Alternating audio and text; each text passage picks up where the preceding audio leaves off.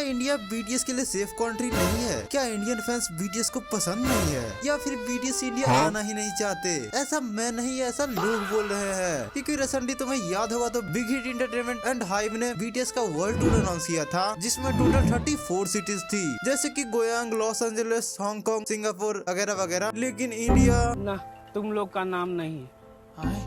Yes, उस list में India का एक भी सिटी मेंशन नहीं था। न तो मुंबई, जिसके लिए पता नहीं लोगों ने कितना हाइप बना के रखा था, न दिल्ली, न कोलकाता, न बेंगलोर, कोई भी सिटी नहीं। एंड आई नो इसे देखने के बाद हमारे इंडियन फैंस कितने ज्यादा अपसेट हैं। एंड ये हमारे इंडियन बीटीएस फैंस के लिए बहुत बड़ी डिसअपॉइंटमेंट है। और मैं उस दिन वीडियो इसलिए नहीं बनाया क्योंकि तुम लोग को शायद पता ना हो, पर मैंने अपना मेन चैनल खो दिया जिसपे 129 के सब्सक्राइबर्स थे। तो मैं ऐसे ही बहुत स्ट्रेस में था, तो वीडियो बनाना दूर की बात है। पर अब मैं बिल्कुल ठीक हूँ एंड अब से रेगुलर वीडियो आएगा बीटीएस एंड के पॉप रिलेटेड। तो पहले सब्सक्राइब कर दो।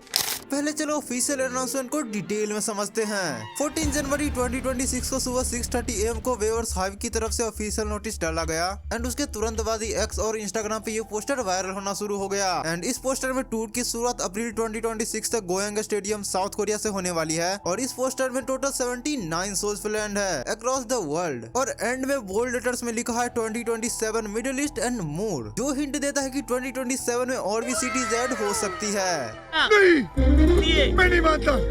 अब बात करें फैंस को इसे इतना ज्यादा हॉट हो क्यों रहा है, तो देखो पहले मैं बता दूं कि बीटीएस या फिर बिग हिट एंटरटेनमेंट की तरफ से कभी भी ऑफिशियली अनाउंसमेंट हुआ ही नहीं था कि बीटीएस इंडिया आ भी रहे हैं। वो तो सारे र्यूमर्स थे, कुछ अनऑफिशियल सोर्स के बेस्ड पर। एंड जैसे ये पोस्टर आया फैंस शॉक हो गए। एंड मुझे ये सब पहले ही पता था, इसलिए मैंने उतना होप नहीं रखा था। एंड इस लिस्ट के पहले फैंस ने बहुत सारे र्यूमर्स बना के रखे थे, कुछ बेकार से सोर्सेस के बेस्ड पर। तो पहले चलो उन सारे र्यूमर्स को क्लियर करते हैं। तो पहला था कि मुंबई में 2026 का बीटीएस कॉन्सर्ट कंफर्म्ड हो चुका है, जो कि बिल्कुल फेक था। 2021 में सुगा ने एक इंटरव्यू में कैजुअली मेंशन किया था कि मुंबई शो प्लान कर रहे हैं परमिशन टू डांस टूर के लिए। पर तुम्हें याद ही होगा तो उस टाइम कोविड-19 था, तो वो ऐसे ही नहीं होने वाला था। उसके बाद कुछ लाइव नेशन के लीक्स में भी मुंबई का नाम आया था, पर वो भी ऑफिशियल नहीं था। दूसरा सिटी था दिल्ली, जिसके लिए भी फैंस ने र्यूमर्स बना के रखे थे, बिकॉज 2021 में इसके लिए भी कुछ आया था। मुझे लगता है उस टाइम ये र्यूमर ही होगा। अपना अगला र्यूमर है पेमेंट इशू। वेल, बहुत लोगों को लगता है कि हाइव को इंडिया में पेमेंट इशू हो सकते हैं क्योंकि हमारी करेंसीज की वैल्यू थोड़ी कम है, इसलिए। बुक माई शो जैसे प्लेटफॉर्म्स पे कोल्डप्ले ने प्रूव कर दिया कि इंडिया मार्केट कितना सॉलिड है टिकटिंग के लिए। तो हाइव जैसे ग्लोबल कंपनी के लिए ये तो एक छोटी सी बात है, तो ऐसा कुछ भी नहीं है। अपना अगला र्यूमर है कि बीटीएस मेंबर्स ने खुद मना कर दिया। ये क्या बात करता है यार? कोई लॉजिक है इस बात का? भाई वो मना क्यों करेंगे? उन्हें भी पता है कि हमारे इंडिया में कितने बीटीएस फैंस हैं। हाँ, टॉप पे नहीं है पर आर्मीज बहुत है इंडिया में। एंड हमारे मेंबर्स इंडियन आर्मी से बहुत ही ज्यादा प्यार करते हैं, जिसके बहुत सारे एग्जांपल्स है। जैसे आरएम ने कई बार ट्वीट्स में इंडियन आर्मी को लव बोला है, जिनने होली और दिवाली जैसे इंडियन फेस्टिवल पे भी इंडियन आर्मी को विश किया है। सुगा का वो 2021 में मुंबई वाला कमेंट पॉजिटिव था। तो मैं बस इतना कहना चाहता हूँ कि मेंबर्स हमेशा हमारे इंडियन फैंस को अप्रिशिएट करते हैं, तो इसका तो कोई मतलब ही नहीं बनता कि बीटीएस मेंबर्स ने ही शो कैंसिल करवा दिया। और सबसे बड़ा रीजन है जो रिसेंटली बहुत ही ज्यादा वायरल हो रहा है, बीटीएस इंडिया बीटीएस के लिए सेफ कंट्री नहीं है।